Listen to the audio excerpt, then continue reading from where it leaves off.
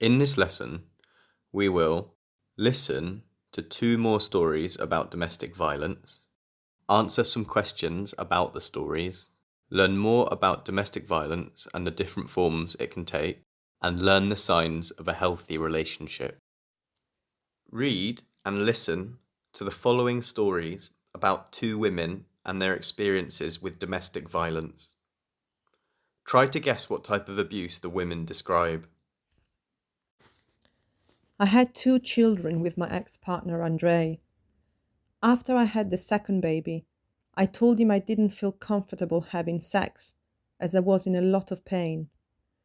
But he forced me to sleep with him every day when he arrived home from work, drunk and aggressive. I didn't have any money because Andre took control of all my finances, including our children's child benefit money. He told me that if I wanted to buy basic essentials, such as body wash and other health and hygiene products, I needed to have sex with him in return. I felt totally worthless and useless. To make matters worse, he accompanied me to all my medical appointments so that I would not have a chance to disclose anything. The only time I spent out of the house was a short walk to take my children to school. At social gatherings, he played the part of a loving and devoted husband and father.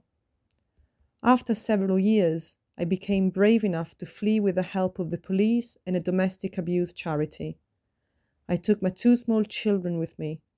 I spent 3 months in a refuge before moving to a rented house. The police prosecuted Andre and he pleaded guilty to rape. He was sent to prison. I'm now a qualified teaching assistant in a primary school. I'm really happy because now me and my children are safe. We have a new start in life. Let's check the answers. It was sexual abuse.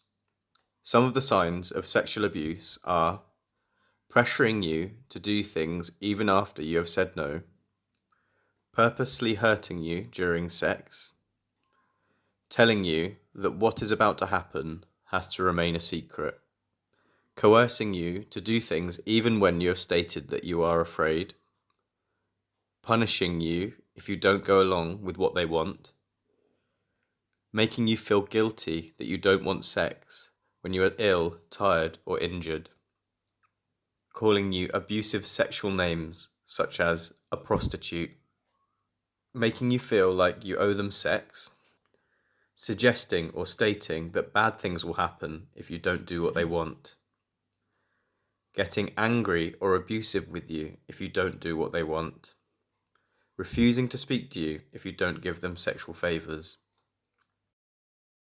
Complete the interactive worksheet below this video. Can you guess the type of abuse that Florica talks about in her story? At the beginning, I was so in love with Manfred. We were so happy together. When I met him, he seemed to be very loving and caring. He was very charming and used to buy me flowers all the time. Soon after marriage, things changed. I have dyslexia, and one day my husband told me that this was bad. Our relationship suddenly changed. He started to tell me that because of my difficulty, I shouldn't be in charge of any finances. I met him when I was at university. I was a part-time student of economics. I also had a job at a bank. He didn't have a job because he said he could not work. So he started borrowing money from me. I was happy to give because I loved him. He made me buy him designer gifts and would make me feel guilty if I didn't give him more than half of my salary. One day, I opened a letter addressed to me, demanding immediate payment of some loans. I knew I had never applied for these loans, and I could not afford to pay them. I knew it was Manfred's fault.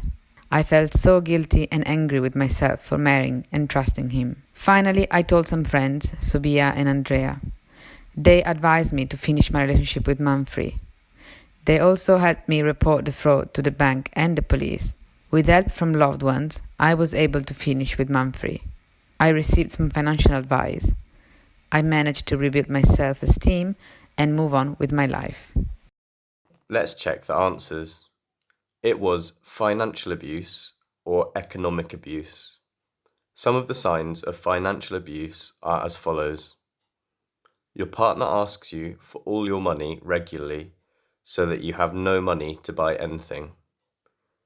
Your partner refuses to give you money for yourself, but takes all the money that you have.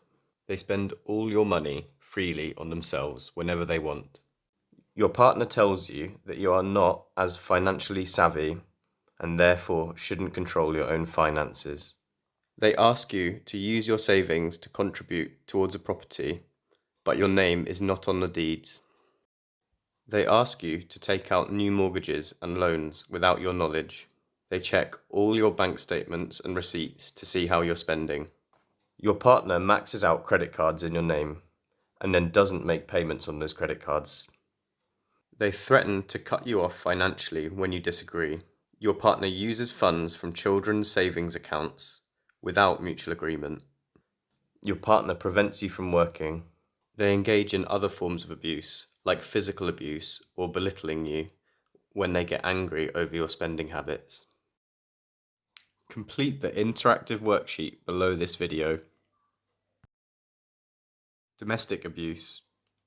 Domestic abuse is a pattern of behavior on the part of the abuser designed to control their partner. It can happen at any point in a relationship, including after you have split up. Anyone forced to change their behavior because they are frightened of their partner or ex-partner's reaction is experiencing abuse. Domestic abuse can happen to anyone, regardless of age, background, gender, religion, sexuality, or ethnicity. However, statistics show most domestic abuse is carried out by men and experienced by women. Domestic abuse is never the fault of the person who is experiencing it. Domestic abuse is a crime. Signs of a healthy relationship. Listen and read along to some of the key signs of a healthy relationship. They always treat me with respect, no matter where we are or who we're with. They're proud of me when I achieve something.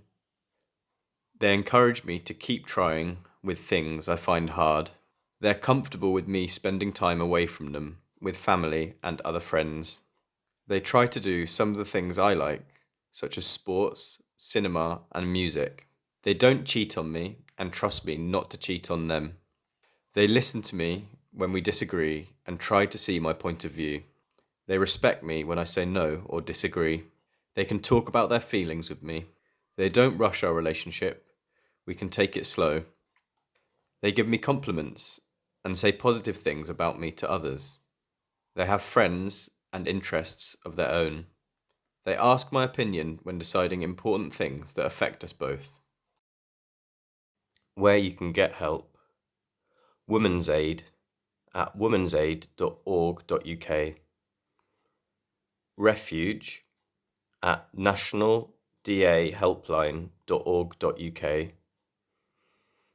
For help with financial or economic abuse, survivingeconomicabuse.org. Safe Lives at safelives.org.uk.